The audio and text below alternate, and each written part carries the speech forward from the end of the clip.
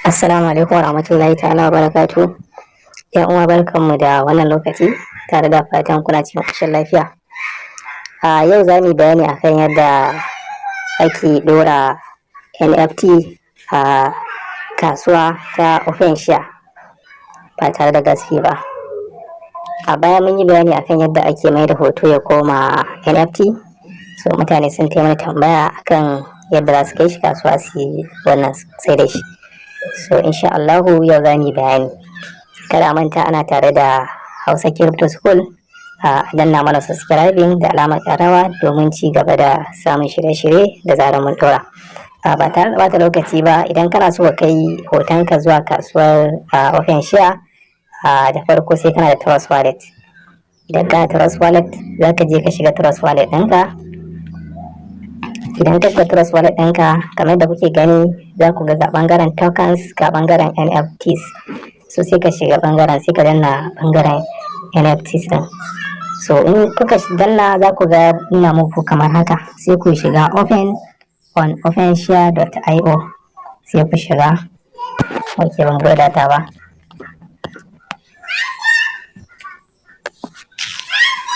Yawwa, sai ku shiga.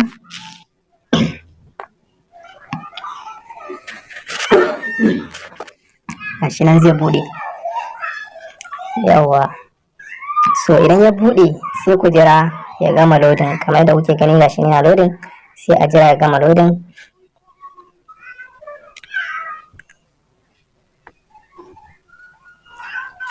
Yawwa dai gashi nan dai har yanzu dai yana ci gaba da loading. Yawwa ya gama loading. In ya gama loading sai ku danna gaban sacin ɗin nan, ga wasu jan layuka nan, ga wasu layuka nan guda 3, sai ku taɓa su.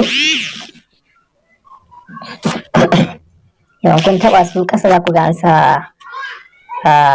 an sa connect wallet, sai ku taɓa connect wallet ɗin.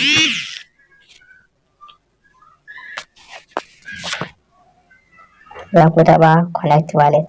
Yawwa, in kun taɓa ta sai ku nemo Trust Wallet. Za ku da shiga show more options, za ku taɓa, sai ku yi ƙasa ga Trust nan, ita ce Trust Wallet, sai ku danna ta. Yawa, bayan kun danna ta sai ku danna connect. Ku yi connecting da Trust Wallet ɗinku. So bayan kun yi connecting, yawa kamar yadda kuke gani gashi nan an yi connecting. Kai ma kai connecting, ni da yake already na riga na register, na sa suna da komai. So gashi nan da balance dina na Trust na Ethereum.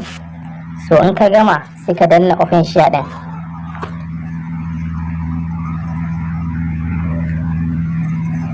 Yawan kai na OpenShare sai ka danna kirin 8. Za ka taɓa kirin 8. In ya wasu wannan sai ka danna OK. Sai ka jira ya buɗe. Kada a manta ana tare da Hausa Crypto School.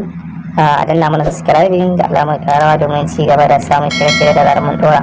Yawa, idan ya buɗe nan sai ku danna nan ɓangaren a wannan layin, za ku taɓa shi ku yi upload ɗin hoto.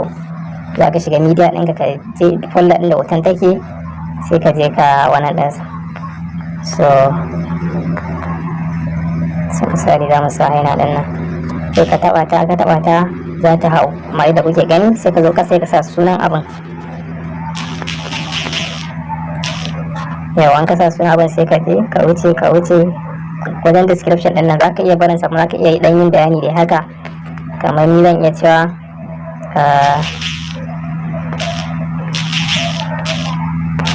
zan iya cewa beautiful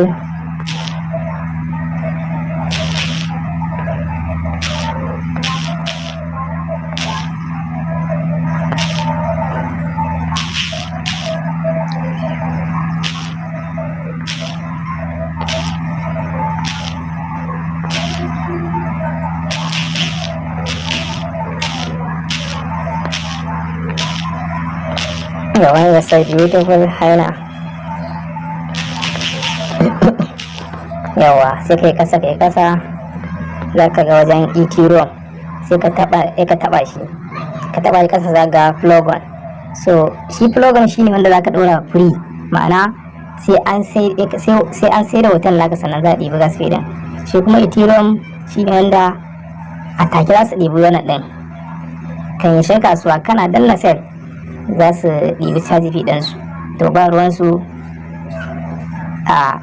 da an siya da ba a siya, su ba ruwansu sun ɗibi nasu. Su kuma Plogon sai an sai da hoton, sannan sai an sai da NFT ɗin, sannan za su ɗibi gas fee ɗinsu, ba take suke ɗiba ba. Saboda haka idan kana so ka yi listing ɗinsa ka yi sell ka sa shi ba tare da an jama gas fee ba, sai ka shiga Plogon sai ka danna kiran 8, zai ce ka yi wannan verification na I'm not a robot. So gashi nan sun wannan steps da takara kenan, bicycle,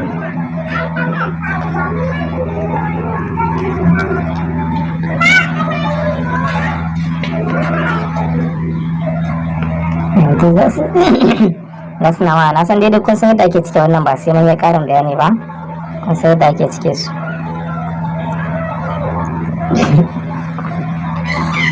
Gashi nan dinna wannan, so gashi nan yayi. To in ya nuna ma haka, to ka dora shi a OpenShare kenan, account ɗinka ka dora shi kenan, sai kai cancel, ka danna nan cancel. Kai cancel ka sa wajen sell, in kana so ka wannan sai ka danna sell, in sai da shi za ka yi, ma'ana ka sa shi a kasuwa. Sai ka zo nan sai ka faɗi nawa kake so ka sai da shi. za ka iya samun farashi ya danganta 0.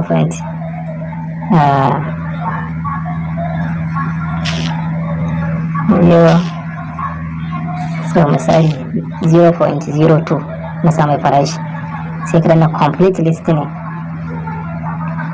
Yawa in ya watso ma nan sai ka taba signed, sai ka danna OK, sai ka jira gama loading. Yau kun ga to shi gashi nan yayi, yanzu ya shiga kasuwa. An yi wani ɗinsa kenan, ka yi listing ɗinsa a kasuwar OpenShare. So wannan shine bayani a takaice. Ga masu neman ƙarin bayani ko tambaya za su iya rubutawa ta comment. Insha Allah za a amsa musu ba tare da lokaci ba. Kada a manta danna subscribing da alamar karawa domin samun shirye-shiryenmu da zarar mun ɗora. Yawa mun gode.